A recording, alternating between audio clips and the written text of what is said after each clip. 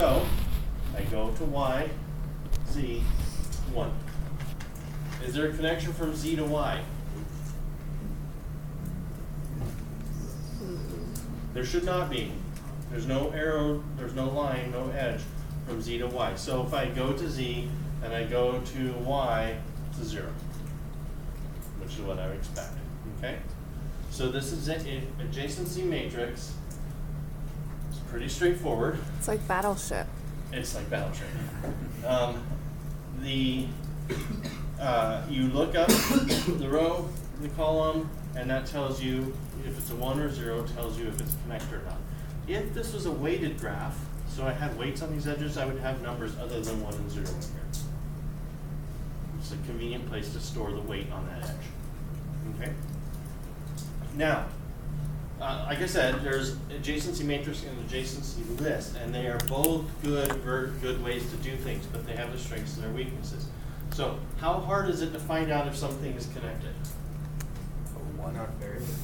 It's an order 1 operation, right? I looked up in the 2-dimensional array, I just looked it up, okay?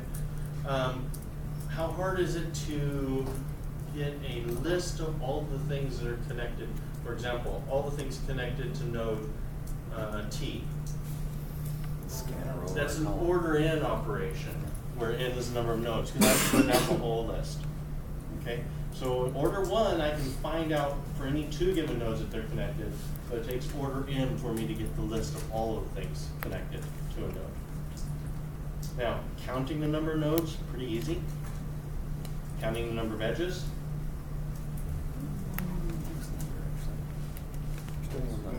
N squared. It's an n squared thing, okay? Because I have to go through the whole table, count up all the ones, right? 0 and not 0. So there are some optimizations you could do to try and make that a little bit faster.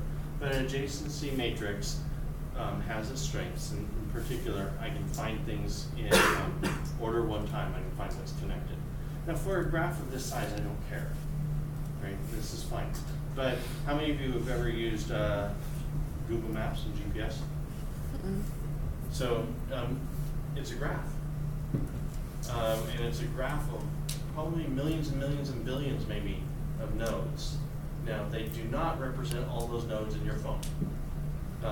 So they have some backing off kind of strategies where you in your local area, the nodes are really close together, dense, and then as you back out, like if you wanted to drive from here to New York, it's probably not going to map the route every 15 meters all the way over there, right? So they've got some tricks they do. But you can imagine, even just for local areas, this graph's going to be a lot bigger.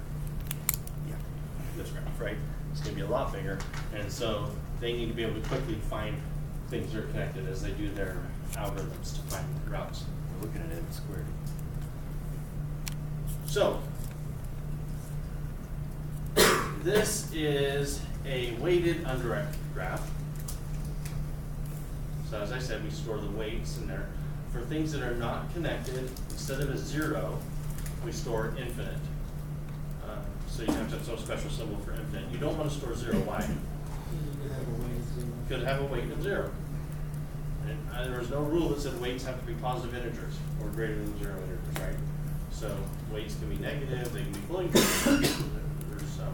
They generally are numbers, but weights, we use infinite to mean not connected. Okay, the second option is an adjacency list. Now with an adjacency list, I have a linked list of all my nodes. And for each node in my linked list of nodes, I have another linked list of nodes, which is all the nodes adjacent to that one. So again, let's look at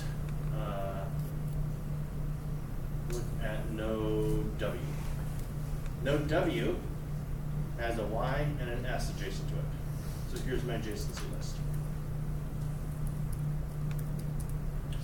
Node X, what's adjacent to node X? Nothing. I can't get anywhere from X. So this is, my brother used to, I think we used to refer to